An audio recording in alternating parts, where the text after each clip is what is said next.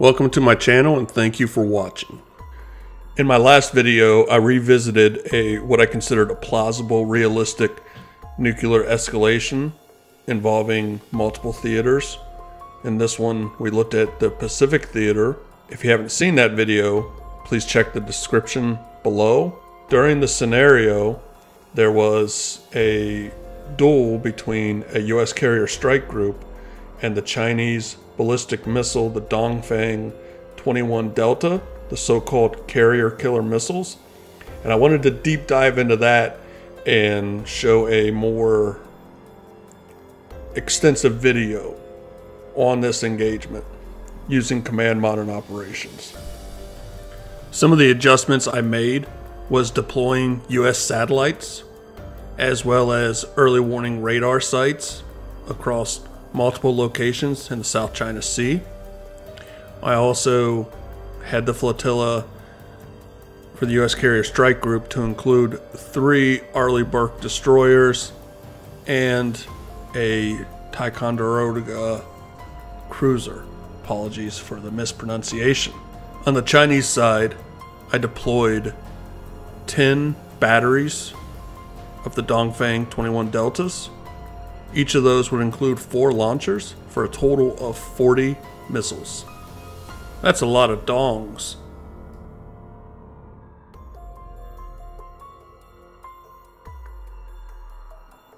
There are some US assets outside of the carrier strike group. In fact, if you were to zoom out, you would see another Arleigh Burke Destroyer south of Taiwan.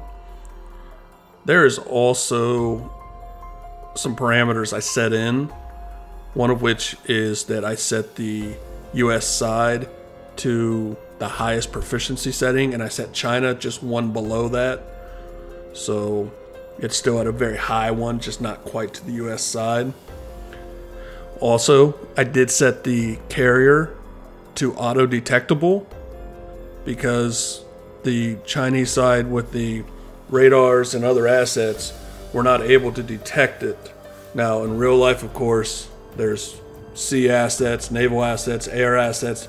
There's a whole multi-domain of things.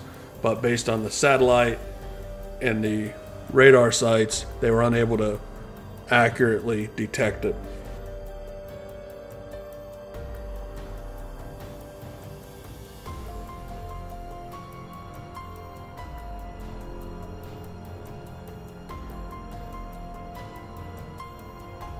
The Chinese have launched the first salvo of the Dongfeng 21 Deltas for a total of 8 missiles. This missile was designed to attack ships at sea. Generally dubbed the carrier killer, US reports suggest a range of somewhere between 1450 to 1550 kilometers. Similar to the Dongfeng 21 Bravo, the warhead's likely maneuverable and may have an accuracy of up to 20 meters. It entered service in 2006 along with the Dongfeng 21 Charlie. In 2013, the missile was tested against a ship target that was roughly the same size as contemporary US aircraft carriers. US carrier strike groups have a layered ballistic missile defense system. The 2 primary interceptor missiles would be the SM-3, which is designed to intercept in the mid-course phase, and the SM-6, designed to intercept in the terminal phase. There's also the older SM-2 and other defense systems when it gets closer range. But the SM-6 and the SM-3 are the 2 primary ones. All ballistic missiles have a certain trajectory. Just real basic, high level. There's the going up phase, there's the traveling phase, and then there's the terminal phase when it's coming back down into the atmosphere and traveling at an excessively high rate of speed. One key to ballistic missile defense is early detection. In this instance, radar sites on Taiwan were detecting these ballistic missiles just shortly after launch. Satellites kept track of them post-launch.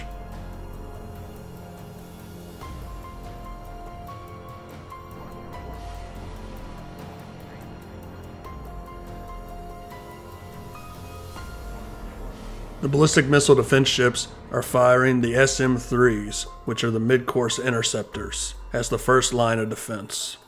They are firing large salvos of them.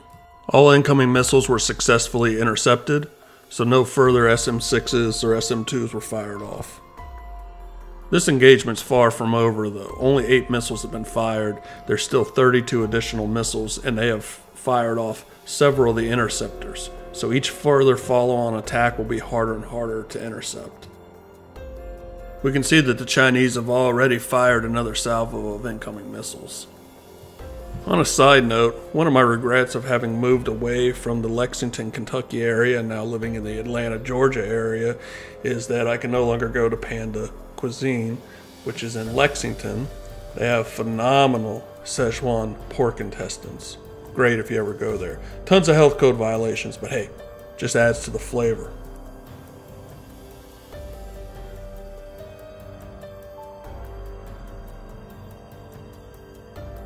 U.S. satellites have now detected the Chinese launch sites, so the Carrier Strike Group can actually fire back with their Tomahawk land attack cruise missiles.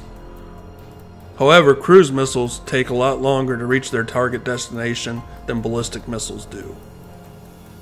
Kind of like how scotch gets you to where you need to be a little bit faster than beer does. But hey, this world's got room for both, so sometimes you need cruise missiles, sometimes you need ballistic missiles, sometimes you need beer, sometimes you need scotch, maybe tequila. If you're low rent, maybe bourbon. That's where I'm at, Tim. And Tim's a bourbon fan. I'm a scotch fan, so I gotta rub it in sometimes. You know, one thing that has struck me by surprise, I'm a huge New York style pizza man, you know, Brooklyn style. Love my New York pizza. The Atlanta area's got a ton of New York pizza places, and they're actually pretty good. In fact, I live just outside of Atlanta, and there's even a little hole-in-the-wall place here. Looks like it's going to be a great place. Haven't had a chance to hit it up, but I have hit up some of the other ones, and pretty damn fantastic.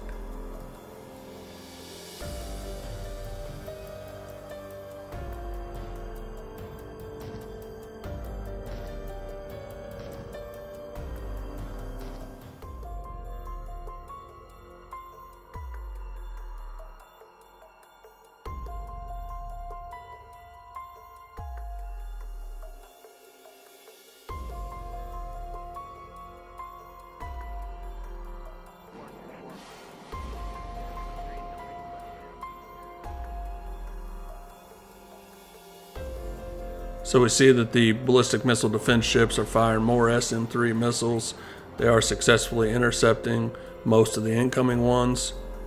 There was one missile that did penetrate, but electronic counter warfare ended up spoofing it and causing it to go off target.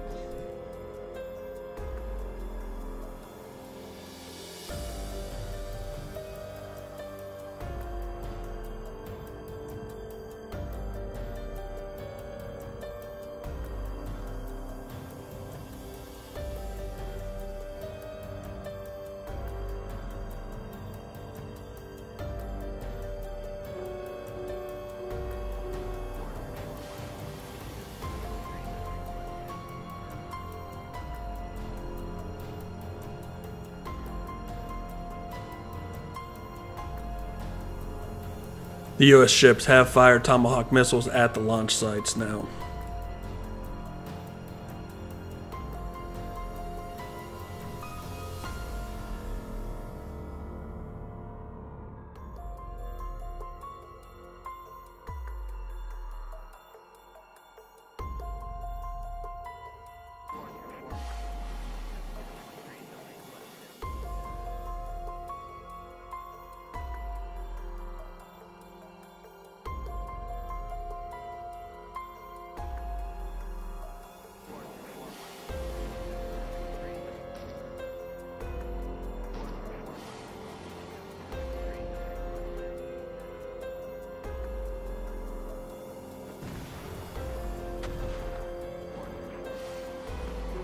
As the ballistic missile defense ships' stock of SM-3 missiles is getting lower and lower, less and less are able to be fired, so more missiles are starting to penetrate that first layer of defense. Second layer of defense is not generally going to be nearly as successful. We have seen now a missile get through and strike the U.S. carrier.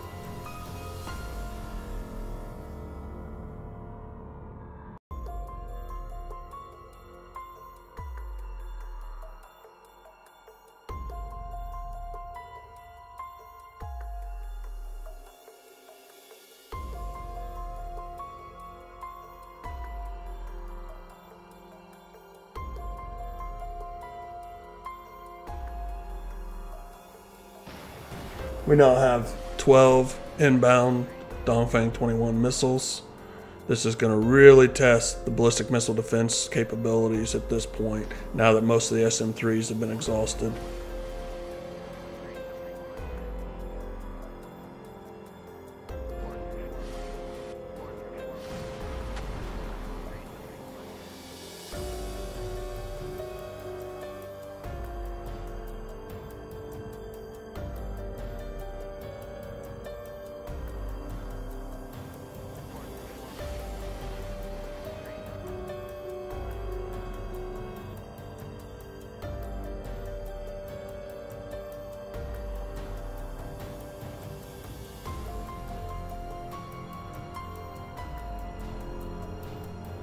There's more substantial damage to the carrier now.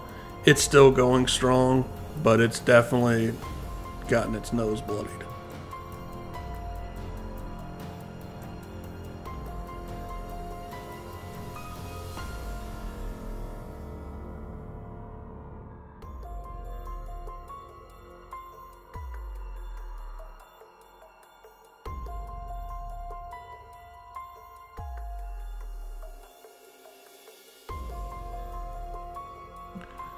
There's outbound Tomahawks, and we have, it looks like, 12 additional inbound Dongfeng 21 missiles. At this point, the prospects for the carrier are not looking good. The launch sites are almost certainly going to end up being obliterated. Eventually there'll be enough outgoing Tomahawks, but I think we're going to see that the damage is going to be done to the U.S. carrier at this point. We already see that it looks like there's some additional launches being detected. And we see the ships are now firing. They're having to fire the more closer range SM-6 or SM-2 missiles. And it's just lower success of interception at that point. So, stopping for a second so I could zoom in on the action a little bit here. Carrier's taking a beating at this point. And it's sinking now.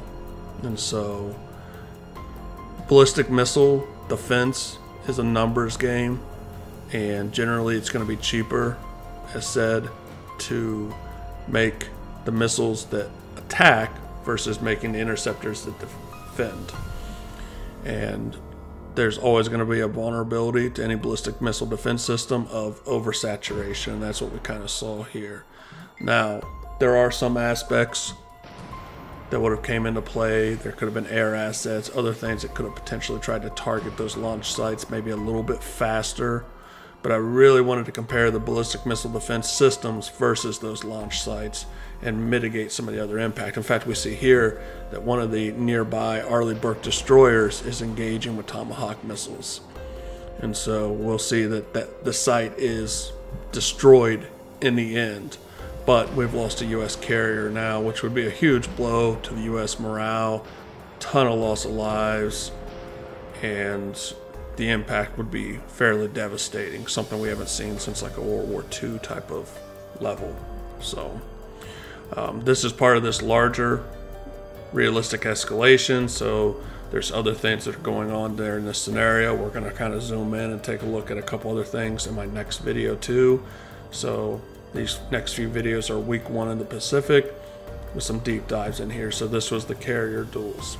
So took 39 Dongfeng 21s to finally bring down the carrier. Appreciate everybody. Please like and subscribe if you haven't done so. Thank you.